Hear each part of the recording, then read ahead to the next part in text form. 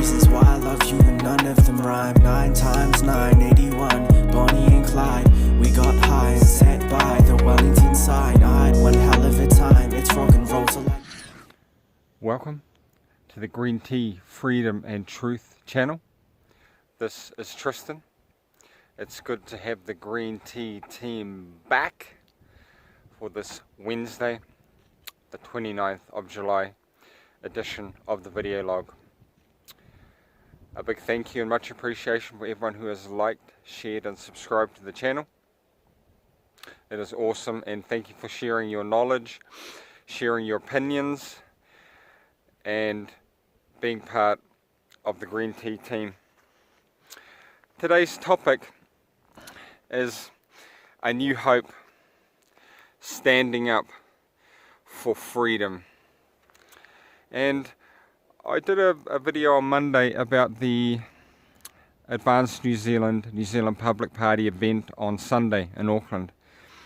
And I got some really good feedback about that event.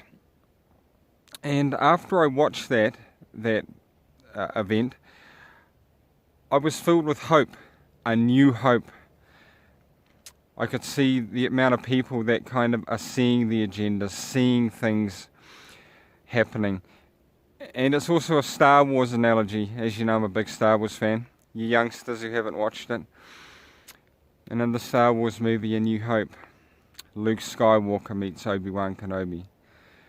The Rebel Alliance is formed.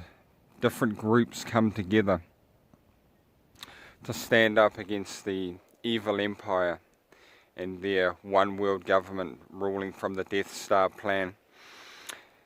And yeah, I felt uplifted, inspired, and it is for the people. It is of the people, by the people, and for the people. It's not about the party so much, it's about the people, which is a refreshing change from what we've been used to over these last decades. And I was reading this little paragraph from the Advanced New Zealand Party. Shout out to the Advanced New Zealand Party. Party vote Advanced New Zealand. We live in a great country and we must be proud New Zealanders.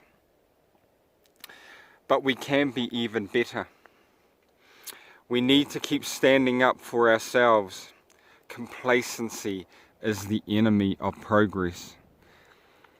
So I really like that on their website, standing up for ourselves, not being complacent, not waiting for people to come and rescue us.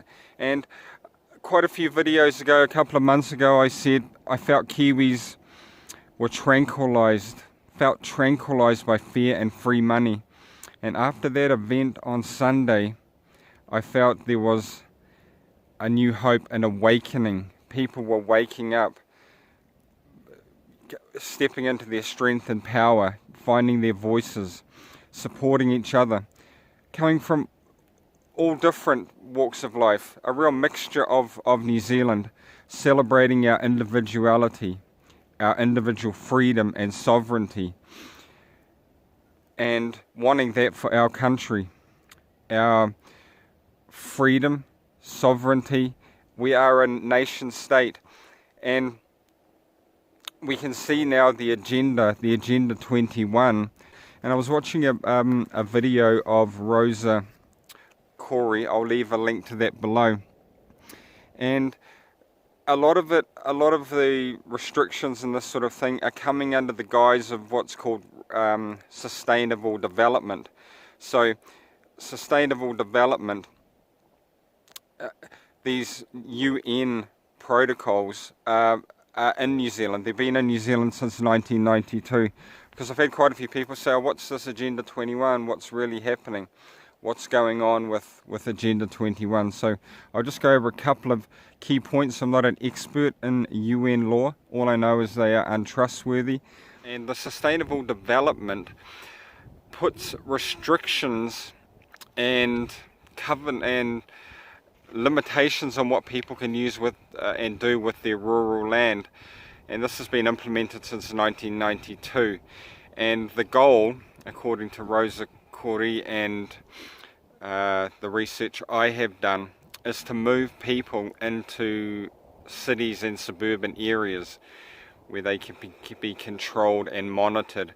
In New Zealand we have acts like the RMA Act, the Resource Management Act, and where controls and restrictions and limitations can be put on the use of land.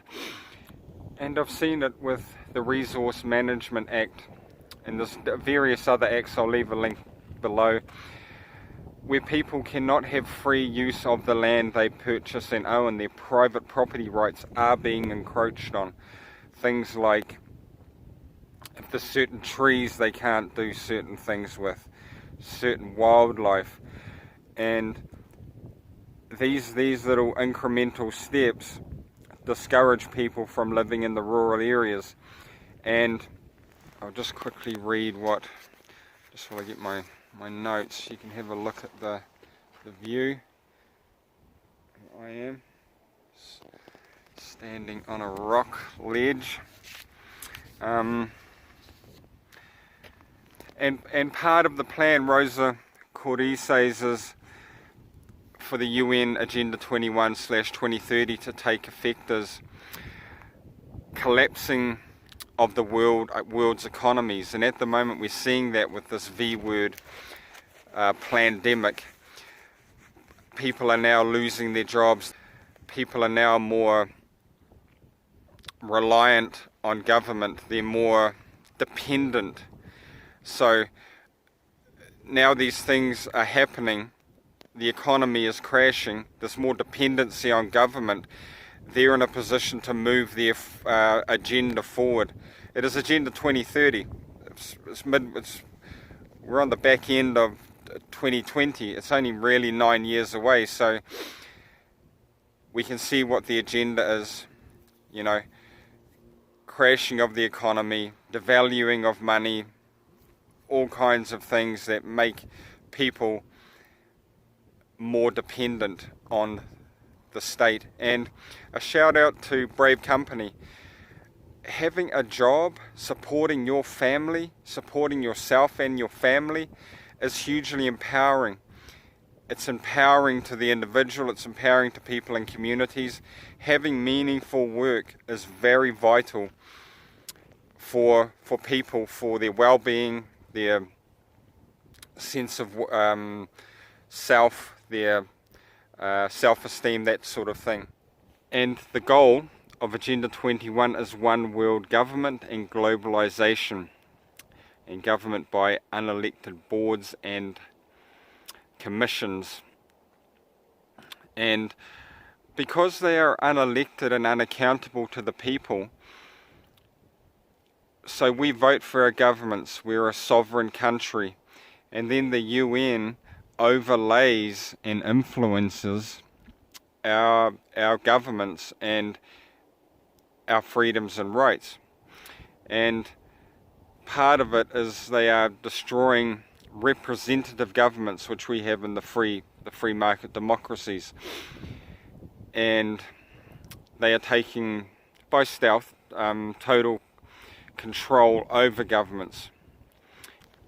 A shout out to James in Wales. He requested the Mount Tauhara edition of the video log. It's taken me a week or two to get up here, but here I am. Enjoy. Let people know what's going on. An awakening, a standing up is happening. There is a new hope.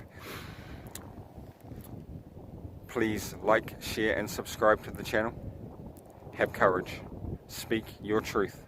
Support each other. Have faith and have fun. Peace out.